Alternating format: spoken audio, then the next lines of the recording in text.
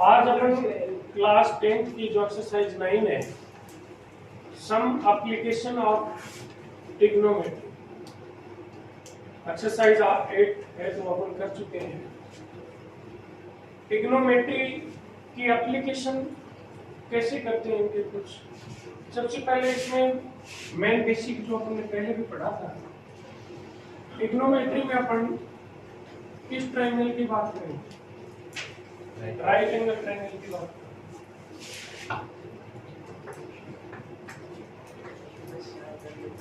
उसके बाद अपन एक फॉर्मूला ट्रिक पढ़ेगी, फॉर्मूला ट्रिक। पंडित बद्री प्रसाद हरे हरे बोल पाकिस्तान भूखा पैसा हिंदुस्तान। हिंदी में लाल बत्ती तथा। अब इसमें थोड़ी सी छोटी सी बात देखने की है कि कौन सा बेस है और कौन सा हाइपोटेन्यूस। कौन बता पाएगा? इस ट्रायंगल पे, ट्रायंगल एबीसी में हाइपोटेन्यूस कौन सा है? एपी या बीए। Right, very good. ये आपका आ जाएगा हाइपोटेन्यूस। ये आपका क्या आ गया? हाइपोटेन्यूस आ गया।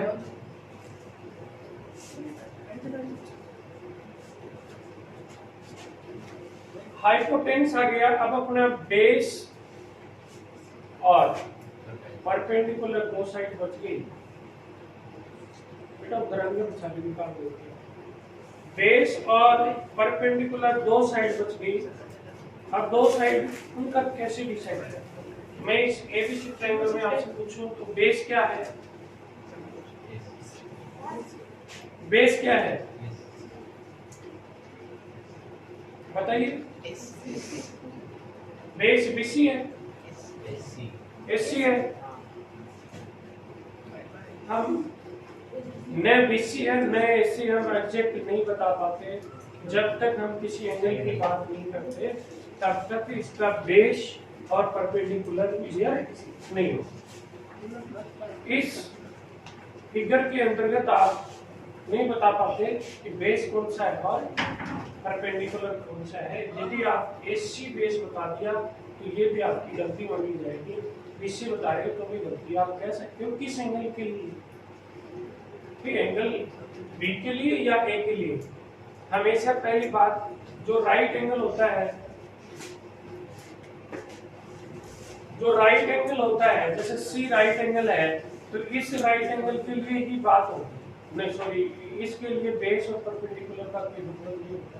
इसके ऑपोजिट साइड क्या होती है? हाइपोटेन्यूस। 90 डिग्री राइट एंगल वाले के सामने जो भी साइड होगी वो क्या होगी? हाइपोटेन्यूस होगी। और अब बेस और परपेंडिकुलर की बात करते हैं तो बेस और परपेंडिकुलर वो एंगल पे डिपेंड करता है।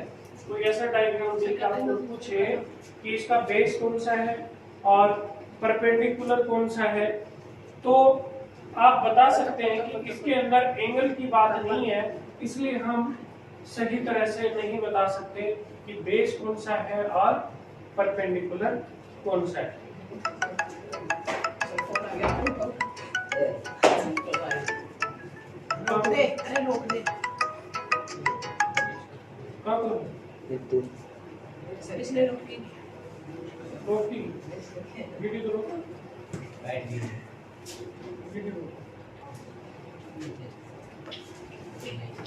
हम बात कर रहे थे बेस और परपेंडिकुलर, लेकिन मैं आपसे पूछूं, मैं यही डायग्राम देखूं, अब मैं आपसे बेस और परपेंडिकुलर पूछूं तो आप क्या बताएंगे? बीसी परपेंडिकुलर और एसी या सी बेस। राइट, क्योंकि ऐसे एंगल शो करते हैं और नाम न ले तो भी अपन बता सकते हैं। यानी इसके जो एंगल की बात करेंगे उसके ऑपोजिट साइड तो होगा परपेंडिकुलर और जो बच गया वो क्या बच गया? लेकिन ये यहाँ ने देखिए, यहाँ देखूं मैं तो इसका ऑपोजिट साइड क्या होगा? परपेंडिकुलर ये हो जाएगा और बेस। यानी एंगल पे डिपेंड करेगा बेस और परपेंडिकुलर। उसके बाद आपके पास ये ट्रिग्नोमेट्रिक रेशियो निकालने के हैं, इनको काम में लेके आप इसकी एप्लीकेशन निकाल सकते। इसकी मेन बात क्या है, इस एक्सरसाइज में 9 के एक्सरसाइज में कोई भी आपको एक साइड दी हुई होगी, देखो इनके अंदर रेशियो के अंदर दो तो क्या है साइड है, ट्रिग्नोमेट्रिक रेशियो में दो तो साइड है और एक क्या है उसका एंगल या ट्रिग्नोमेट्रिक रेशियो बोल सकते हैं आप।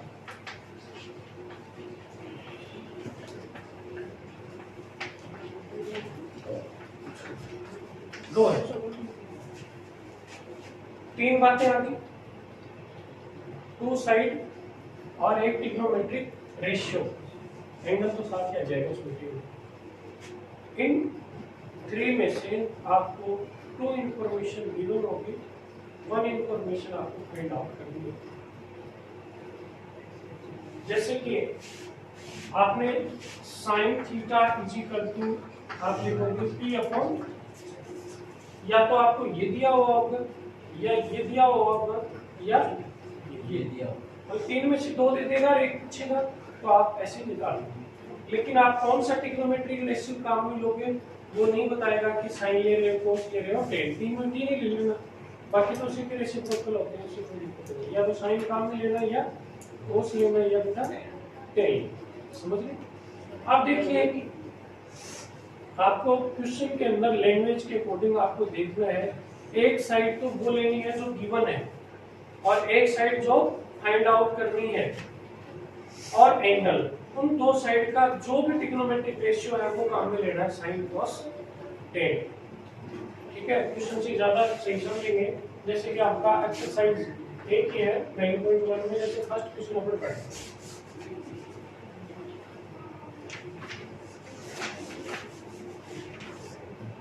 ये एक की एक्सरसाइज आपको आती है, जब तो इसमें कोई समस्या आएगी, कम भी आई है तो भी ये समझ में आ जाएगी। ये राजस्थान बोर्ड में तो लगभग 4 नंबर का क्वेश्चन आता है, 1 नंबर का एक क्वेश्चन होता है, 3 नंबर का एक आता है, कई बार 2 नंबर के भी दे देते हैं, एग्जाम के पैटर्न पे डिपेंड करता है। 8 की एक्सरसाइज है वो लगभग 9 नंबर की आती है, 9, वैसे सीबीएसई में भी ज्यादा नंबर की आती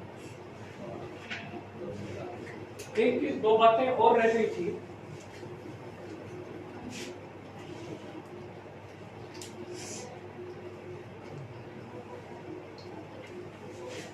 एक तो है अपनी लाइन ऑफ साइट,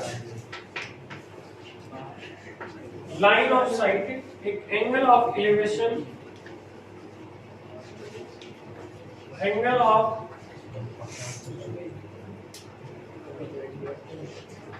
एलिवेशन, और एक होता है एंगल ऑफ डिप्रेशन। इनकी अपने एक बार बात करेंगे, उसके बाद क्वेश्चन करेंगे।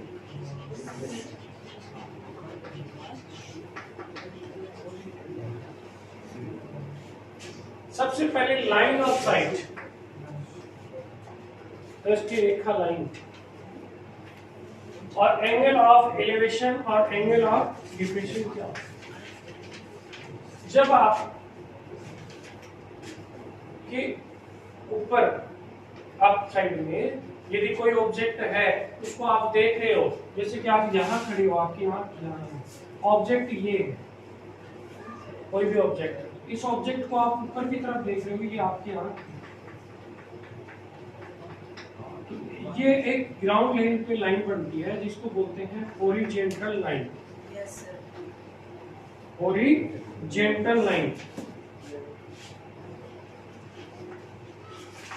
ये लाइन क्या कहलाती है? Horizontal line. अब आप ऊपर की तरफ देख रहे हैं तो आएगा एंगल ऑफ एलिवेशन। ये जो एंगल बनेगा हॉरिजॉन्टल लाइन से, ये एंगल क्या कहलाएगा? Angle of elevation. क्या कहलाएगा? वो आप ऊपर की तरफ देख रहे हो तब, लेकिन इससे ऑपोजिट हो जाए,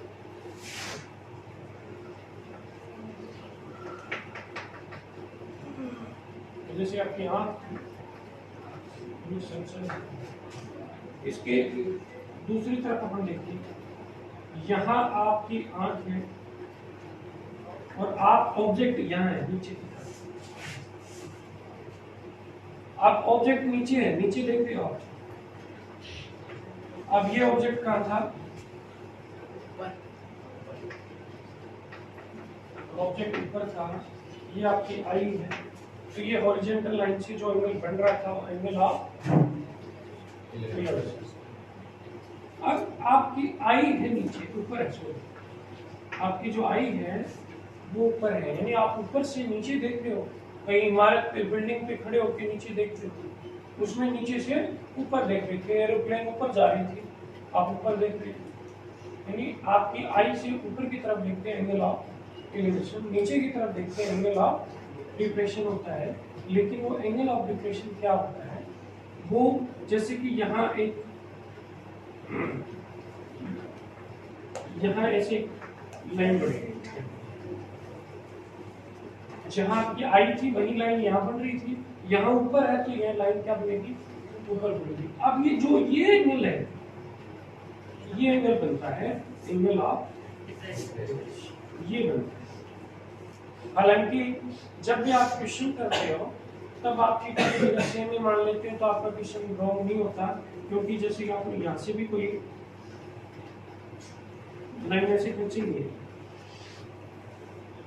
एंगल ऑफ नीचे से देखते तो एलिवेशन ये आता, लेकिन ये पैरेलल लाइन होनी चाहिए, ये एंगल और ये एंगल क्या होता है, इक्वल होता है। तो कई बार अपन कंसेप्ट क्लियर नहीं होने के बावजूद भी कईयों के क्वेश्चन सही होते हैं। क्यों होते हैं, क्योंकि वो ध्यान ही नहीं देते एंगल ऑफ इलेवेशन में डिप्रेशन और थीटा जो एंगल जो दे रखा है वो रख देते हैं, तो क्या कर देते हैं, उत्तर देते हैं, आंसर सेम आएगा, लेकिन अपने को बेसिक कंसेप्ट क्लियर होना चाहिए। एंगल ऑफ इलेवेशन और एंगल ऑफ डिप्रेशन वो इक्वल वैल्यू क्यों आती है, उसका मैंने रीजन बता दिया। ये पैरेलल लाइन है, तो ये दोनों एंगल, ये तो ट्रांसवर्सल लाइन काट रही है, तो ये दोनों एंगल क्या होंगे, अल्टरनेट एंगल कहलाते हैं, अल्टरनेट एंगल होते हैं, और ये अल्टरनेट एंगल होते हैं, ये क्या होते हैं, इक्वल होते हैं। क्या होते हैं ये, इक्वल।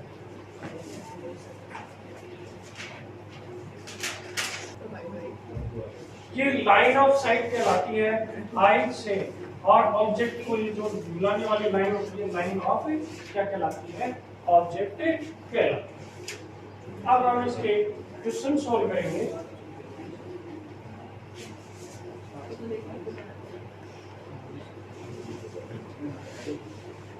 क्वेश्चन के अंदर इसमें लैंग्वेज है वो बहुत ही इंपॉर्टेंट होती है। जैसे कि फर्स्ट क्वेश्चन कर रहे हैं हम, ध्यान से देखिए। सबसे पहले तो आप क्वेश्चन को अच्छी तरह से रीड करिए। मेरा सजेशन है कम से कम 2 बार एग्जाम में तो करना ही, वैसे क्लास में तो आप एक बार रीड कर लेना, एग्जाम में इन क्वेश्चनों को 2 बार रीड करें, क्योंकि कई बार हम गड़बड़ कर देते हैं, बेस ऑफ इसमें एक circus artist is climb a 20 metre long rock, यानी सर्कस का आर्टिस्ट है वो चढ़ रहा है, रॉक कितना है 20 metre, 20 metre, which is tightly stretched, कस के बंधा हुआ है, and tied from the top of a vertical fall of a ground, यानी एक जैसे कि अपन मान लें पोल तो हमेशा स्ट्रेट आएगा, देख रहे हो सब में राइट एंगल बनेगी। ये जैसे अपन ने मान लिया पोल है, स्ट्रेट वाला तो क्या होता है पोल है, और पोल की जहां ये रस्सी रोप बंधी हुई है टाइट, ठीक है ना। अब एकदम पोल के बराबर करके तो कोई सर्कस वाला चढ़ नहीं सकता, थोड़ा बहुत इसमें गैप देना पड़ेगा, पैर निकालते कैसे जाता है, कितना गैप मान लिया अपनी रात कर दिया। ये आपकी रोप है, रस्सी है, और यहाँ से मान लो एकदम टाइट करके ये बीच में लूज नहीं है, चढ़ रहा है। नाम देना चाहिए तो अपनी दे तो नाम से चलेगा। Find the height of the pole, ये जो पोल की हाइट है ये आपको फाइंड आउट करनी है, यानी हाइट ऑफ क्या निकालनी है आपको, पोल फाइंड आउट करनी है। If the angle made by the rope with ground level is 30 degree. यानी ये जो एंगल है ग्राउंड लेवल से, ये एंगल कितना डिग्री बना रहा है? 30 डिग्री। और रॉक की लेंथ कितनी दे रखी है आपको? ये आपकी कितनी है? पहले तो ये बताओ, क्वेश्चन समझ गए कि नहीं समझे? एक पोल है, पोल के ऊपर रस्सी बंधी हुई है, सर्कल दिखाने वाला पोल के ऊपर चढ़ रहा है, 20 मीटर पोल है, वो काफी ऊंचा है। पोल के ऊपर बांधेंगे रस्सी, और ये पोल की जो ये एंगल बना रहा है ग्राउंड लेवल से, ये एंगल कितना दे रहा है? 30 डिग्री। बहुत ही इजी क्वेश्चन है, सभी कर सकते हैं इस एक्सरसाइज की क्वेश्चन। वैसे तो मैथ इजी होता है, लेकिन ये एक्सरसाइज और भी इजी है। जैसे ये एंगल लिख लिया आपने, एंगल यहाँ बढ़ेगा, यहाँ बढ़ेगा। ये बात पहले कह दी, एंगल ऑफ एलिवेशन और डिप्रेशन सेम होते हैं, तो एंगल सारे चीज आप यहाँ लिख के भी आ सकते हैं। ठीक है। अब ये रस्सी है, रोप की लेंथ दे दी आपको 20 मीटर। अब क्या निकलवा रहा है? हाइट ऑफ पोल, ये निकलवा रहा है। यानी इन दो साइड की बात है। अब मैं ये कहूंगा कि डायग्राम में आप बेस परपेंडिकुलर हाइट लिख लें, सॉरी हाइपोटेन्स। इस 90 के सामने का तो क्या जाएगा? हाइपोटेन्स। तो ये तो क्या आ गया? h। और इसके सामने का, एंगल के सामने का क्या आता है? t। और नीचे जो बच जाता है वो। उसके बाद अपन दिमाग में सोचेंगे मोहित कुमार।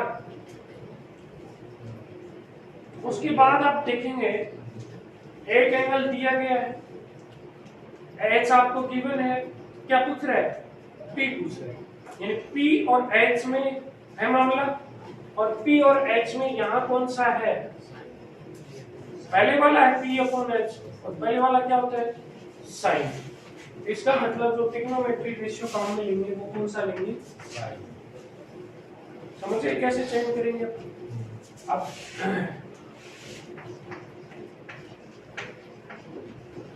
एबीसी ट्रायंगल में आप क्या काम में लोगे? Sine theta is equal to क्या होता है? p upon h। Sine theta की वैल्यू आपकी होगी क्या? अब p कितना है बेटा? p पहले मैं एक बार नाम लिखता हूँ, AC और H BC। अब वैल्यू पुट कर दो। साइन 30 की वैल्यू कितनी होती है? हाफ 1/2। ये 1/2। AC की कितनी वैल्यू है? फाइंड आउट करनी है। BC कितनी है? क्रॉस मल्टीप्लाई कर दी। 2 into AC is equal to 20, तो AC is equal to 20/2, ये आ जाएगी 10 मीटर। तो height of wall is equal to 10 metre. समझ में आया क्वेश्चन? क्वेश्चन नंबर 2 है, a tree breaks due to storm and the broken part bends so that the top of the tree touches the ground, making an angle 30 it. The distance between the foot of the tree to the point where the top touches the ground is 8 meter. Find the height of the tree. देखिए एक tree है, ये क्या है? पेड़ है। थोड़ा तूफान आंधी आगे जैसे अब गर्मी चल रही है, टूट गया। ठीक है, मान ले कि यहाँ से टूट गया। ये पॉइंट सी है, सी से टूट गया, और टूटा ऐसा नहीं कि लटक के रह गया, इस तरह से टूटा कि ये टूटेगा तो ये बी पार्ट नीचे आएगा, ये बी पार्ट ऐसे आ गया और यहाँ टिक गया ग्राउंड लेवल। टिक गया ये बी यहाँ आ गया, ये सी से टूटा है। समझ गए? पेड़ तो पूरा कितना है? ए बी को आप लिख सकते हो ना? Yes sir. AC plus BC या AC प्लस CP पे लिख सकते हो। तो पेड़ तो इतना ही है, ट्री यहाँ से लेके यहाँ तक हो गया, लेकिन टूट गया ऐसे। पेड़, अब ये मत कह देना कि पेड़ का तो जो स्टेम होता है तना टेढ़ो भी है। अपन ऐसी कंडीशन नहीं मानेंगे राइट एंगल जैसी, ये एंगल कितना 90 का पेड़ तो एकदम सीधा स्ट्रेट खड़ा, ठीक है। और ये कह रहा है कि ग्राउंड से कितना एंगल बना रहा है जाके, क्या वो कितना बना रहा है 30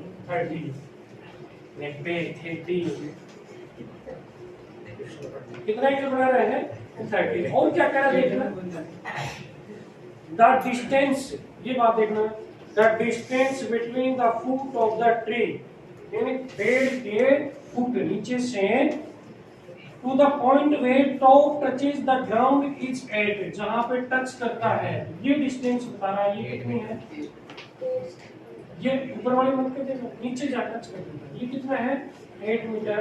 find the height of the tree, tree की हाइट, यानी आपको क्या फाइंड आउट करना है, हाइट ऑफ ट्री, यानी ए भी निकालनी है, ये हाइट ऑफ ट्री, इस पेड़ की हाइट। डायग्राम समझ में आ गए कैसे राइट एंगल की। अब इस ट्रायंगल को देख के बताओ, इस बी ऊपर वाले की तरफ को ध्यान दो, ये एबीसी राइट एंगल ट्रायंगल बन रही है, इसमें ये बताओ कौन सी साइड निकालनी है अपने, दोनों साइड निकालनी है, ठीक है। पहले मैं इस राइट एंगल ट्रायंगल में साइड का डिसाइड करता हूँ कि ये साइड को क्या होगी, अब इस एंगल के सामने ये हो गया, ये हो गया। अब इसमें अपना फॉर्मूला था वो मैं लिख देता हूँ,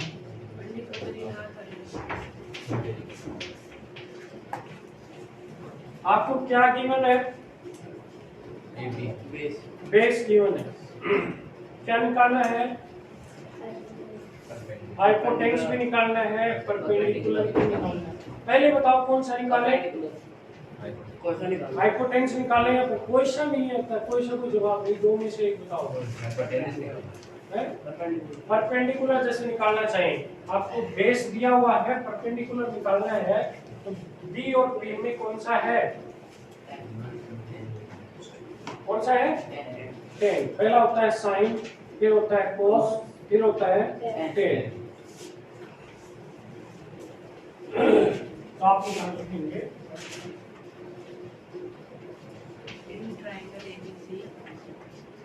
ten theta is equal to क्या होता है, थीटा की वैल्यू अपने पास कितनी है, बी आपको क्या आपका एसी और बी क्या है, टेन 30 की वैल्यू कितनी होगी, हाँ स्क्वायर रूट 3, और एसी फाइंड आउट करनी है, ए बी कितनी है, क्रॉस मल्टीप्लाई किया आपने, AC into square of 3 into 8, AC is equal to 8/3। ये आपकी कितनी आ गया,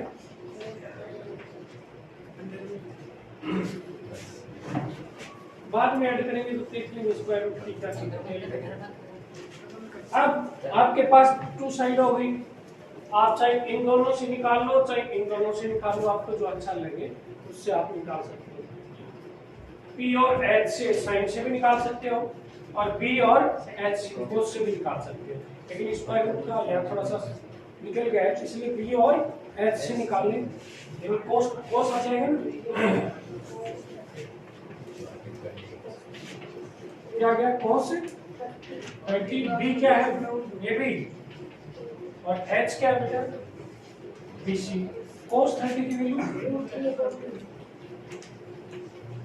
और AB की वैल्यू 80 है ना, BC क्रॉस मल्टीप्लाई करके इसको इससे मल्टीप्लाई क्या आएगा, square root 3 BC is equal to 8 into 2, तो BC is equal to 16 upon, आपके पास ये भी आ गया, सारे आ गए ना। अब आपको ये निकालना है height of tree, AC plus BC, AC कितने निकाले आपने 8 upon square root 3 plus 16 upon square root 3 LCM आ गया स्क्वायर रूट 3 8 प्लस 16 ये आ गया 24 अपॉन स्क्वायर। हमेशा अपन स्क्वायर रूट नीचे नहीं रखते हैं, तो स्क्वायर रूट 3 से ही ऊपर नीचे क्या करते हैं मल्टीप्लाई। तो नीचे स्क्वायर रूट 3 और स्क्वायर रूट 3 कितने हो गए 3, तो 3 को कितने में काट दिया 8। पेड़ की हाइट कितनी आ गई 8√3 मीटर। कई बार आपको स्क्वायर रूट 3 की वैल्यू आती है 1.732। ये वैल्यू भी रख के यहाँ निकाल सकते हैं। वैल्यू कैसे पुट करेंगे 8 को इससे मल्टीप्लाई करके फिर ऐसे भी छोड़ देते हैं। ऑब्जेक्टिव क्वेश्चन होता है तो उसमें ऑप्शन देखना पड़ता है कि 20 फॉर्म में है या वैल्यू पुट कर रखी।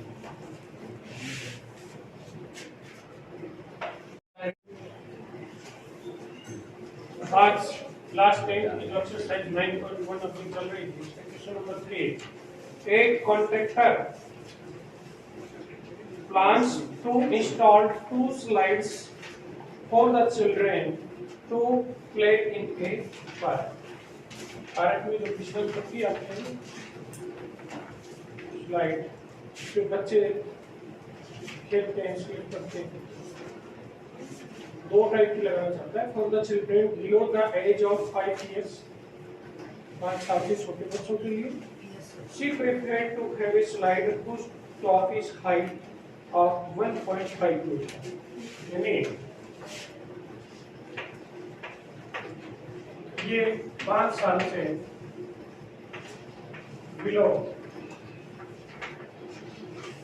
5 years 5 साल से छोटे बच्चों के लिए छोटी हाइट का बनाना चाहता है।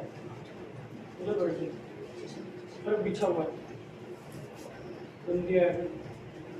She preferred to have a slide whose top is at a height of 1.5 meter and it's inclined at the angle of 30 degree of the ground, whereas for other children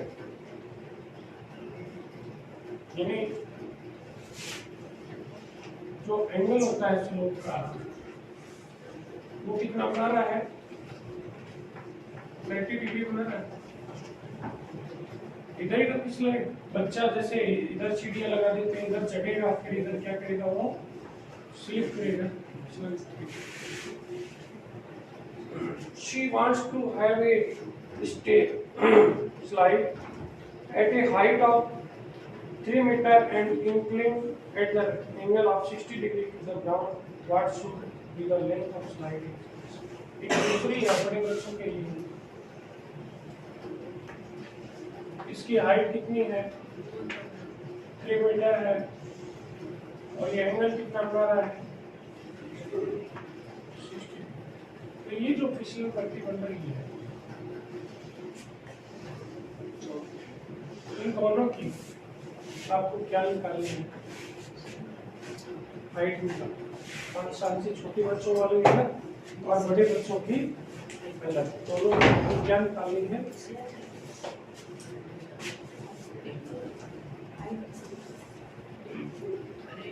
length मान लो तो slide की क्या हो जाएगी length.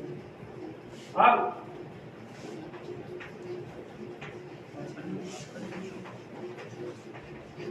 इस angle के लिए ये क्या हो जाएगा कि ये h हो गया, ये क्या बच गया इस एंगल के लिए ये p तो ये b और ये h तो क्लियर हो गया। इस ट्रायंगल में आपको ये निकालना है, ये दिया हो इट मींस परपेंडिकुलर हाइपोटेन्यूज का ट्रिग्नोमेट्री रेशियो फॉर्मूला लिखना है।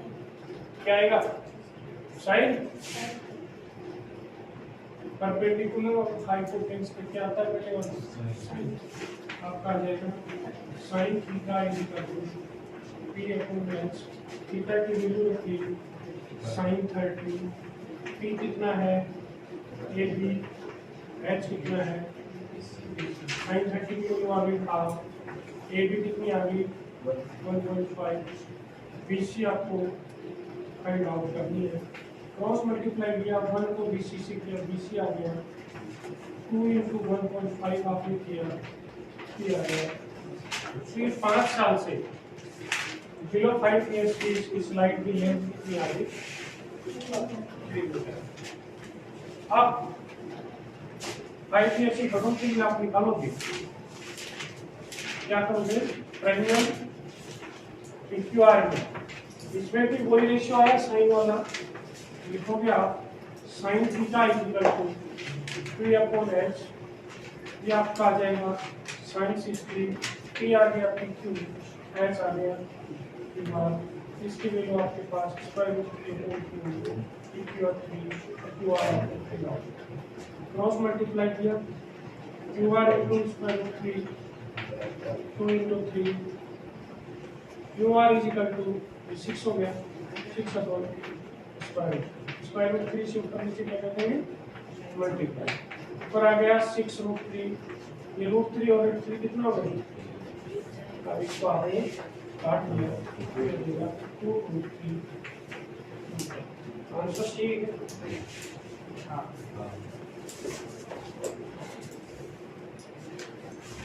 question number 4, the angle of elevation of the top of the tower from a point on the ground which is 30 meter away from the foot of the tower is 30 degree. Find the height of the tower. यानी एक tower है, मान लिया कि ये भी tower है और उसकी हाइट आपको फाइंड आउट करना है। इससे 30 मीटर अवे, इधर 30 मीटर पे एंगल ऑफ एलिवेशन, यानी ऐसे फैलाते हैं, ये एंगल कितना आ रहा है? 30 है। हाइट ऑफ टावर निकालनी है, इसके लिए ये तो आपकी हाइपोटेन्यूस होगी, ये P होगी, ये D होगी, ऐसे तो आएगी। अब आपको क्या निकालना है? P निकालना है, हाइट ऑफ टावर। P और B में कौन सा है? 10।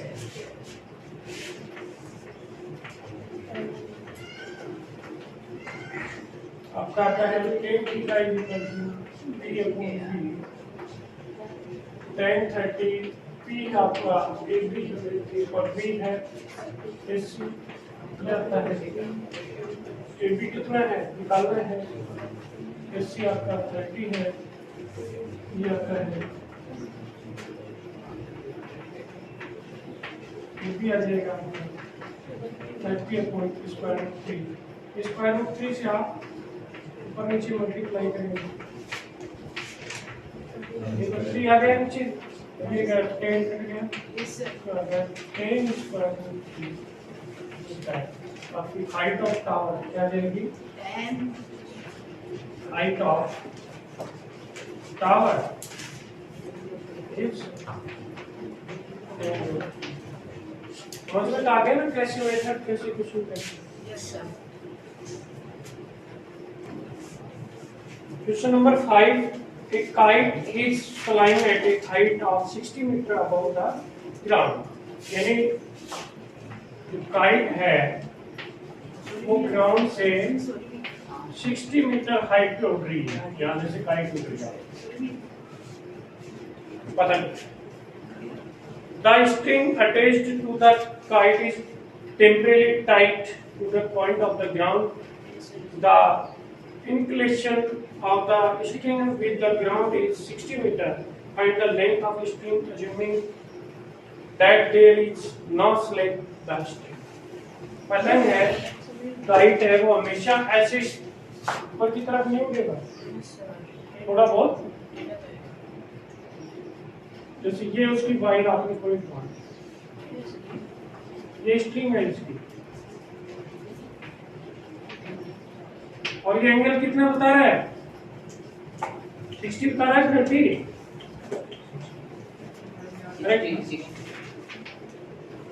और ये स्ट्रिंग की लेंथ पूछ रहा है, इसके लिए ये क्या हो गया?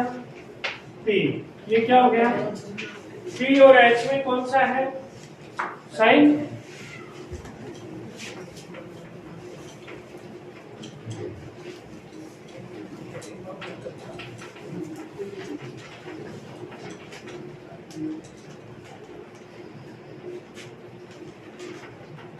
साइन 60 की आप ए बी लिखोगे, बी सी, ये आपकी वैल्यू लिखोगे। ए बी कितनी है 60, क्रॉस मल्टीप्लाई करो।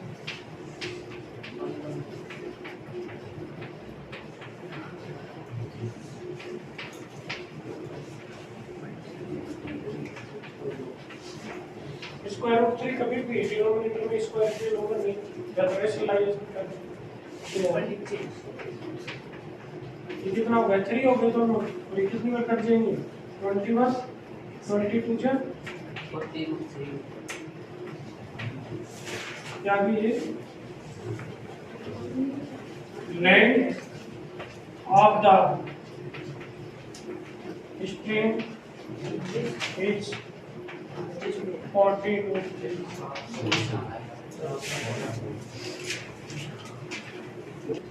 Question number 6. A 1.5 meter tall boy is standing at the same distance from a 30 meter tall building. एक तो बिल्डिंग है, जैसे ये बिल्डिंग है,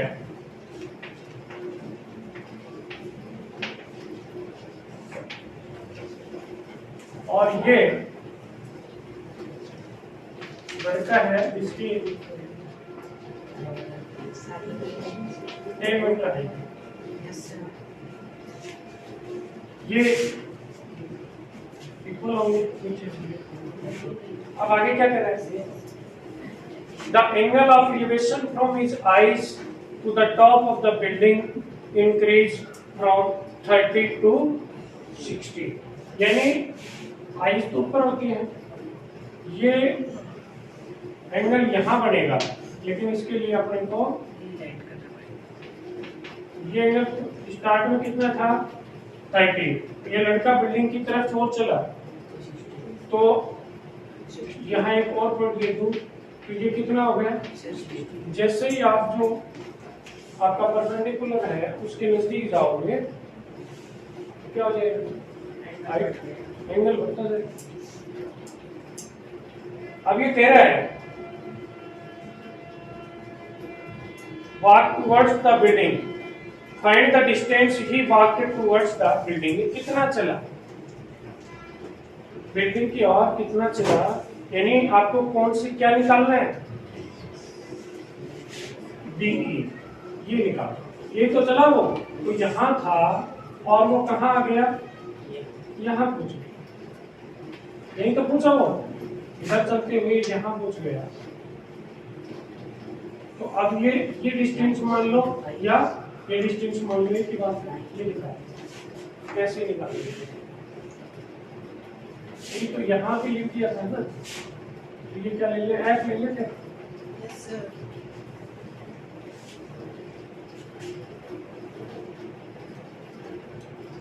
नाम तो कुछ भी दे सकते हैं, नाम को सोचने वाली बात है।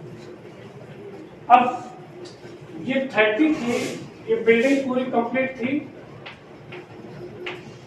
यहां तक थी। अब ये कितनी है, ये 1.5 इसमें से माइनस कर दूं, ये कितनी आ जाएगी 28.5 मीटर। यानी आपके पास आप BE निकालना चाह रहे हो तो आप लिख सकते हो AB minus A 30 minus 1.5,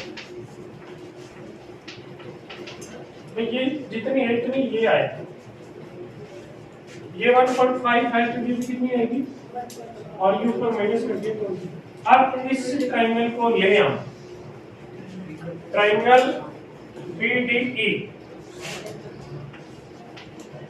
triangle BDE को लें कि नीचे की जैसे BDE में ये पूरी निकल आएगी और इस ट्राइंगल में ये निकल आएगी, ये उसमें से क्या कर देंगे, माइनस कर देंगे। तो ये तो आ गया आपका परपेंडिकुलर, और ये क्या आता है, बेस। परपेंडिकुलर और बेस क्या होता है, tan, यानी tan theta is equal to P upon P। ये आपके पास tan 30 है, पी कितनी आ गई 28.5 और ये क्या है डीई सीधा नाम लिखने देते हैं सीधा वैल्यू इसकी वैल्यू आगे चलो क्या क्या बोल रहे हो इसकी वैल्यू रख दी डीई आपके पास 28.5 है डीई क्रॉस मल्टीप्लाई कर दिया डीई इज इक्वल टू आगे आपके पास ये पूरी आ गई अब ये दूसरी ट्रायंगल ले ले ट्रायंगल बी एफ ई इसमें भी tan theta is equal to p upon b ये कितना हो जाएगा tan 60 p तो वही be है लेकिन इसका बेस क्या हो जाएगा f ई tan 60 की वैल्यू कितनी है ये तो अपनी है b कितनी है 28 क्रॉस मल्टीप्लाई कर दो या आपको EF या DF सॉरी DE नहीं निकालनी आपने को क्या निकालनी थी D से F तो आप लिख सकते हो डायग्राम में देखिए DF is equal to DE minus DF is equal to DE minus F ये माइनस D आपने यहाँ निकाल ली 28.5 स्क्वायर रूट 3 माइनस 20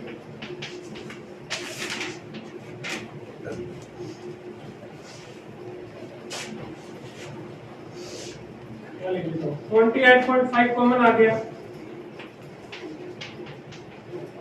यही तो बचा ये आ गया कॉमन यहाँ ये बच गया यहाँ एलसीएम ले लिया 1 3 माइनस 1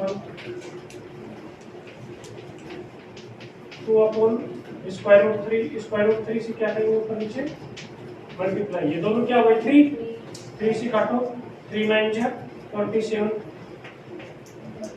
9.5 को 2 से मल्टीप्लाई करोगे तो क्या जाएगा 90 इतना चला 19 स्क्वायर रूट 3 मीटर यदि कहीं आपको ऑब्जेक्टिव है उसमें आंसर लिखना है कि ये वैल्यू ये रखनी है स्क्वायर रूट सॉरी किया जाएगा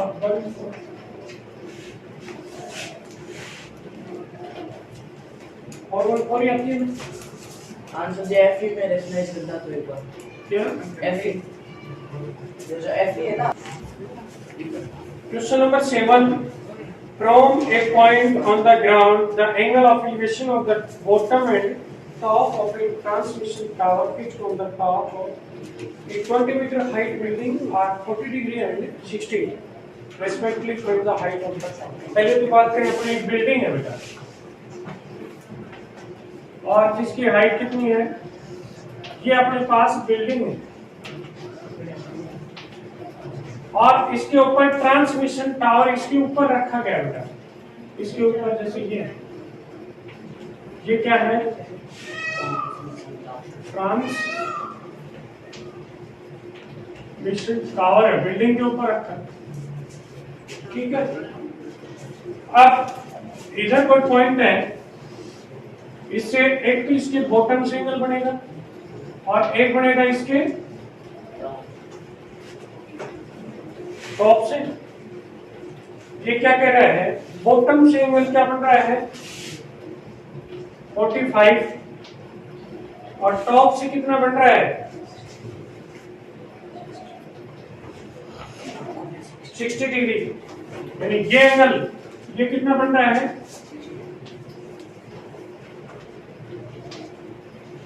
अब जो ये टावर है क्या ये टावर तो इसकी आपकी हाइट ऑफ टावर निकालना यानी आपको क्या निकालना है BC निकालना BC मान ले कितनी है x क्या मान ले let the height of tower is x metre ठीक है x की वैल्यू निकालना अब ये AC पूरी कितनी हो गई भाई 20 प्लस पूरी। Yes sir. अब पहले मैं ये ट्राइंगल देख रहा हूं, ट्राइंगल एबीडी।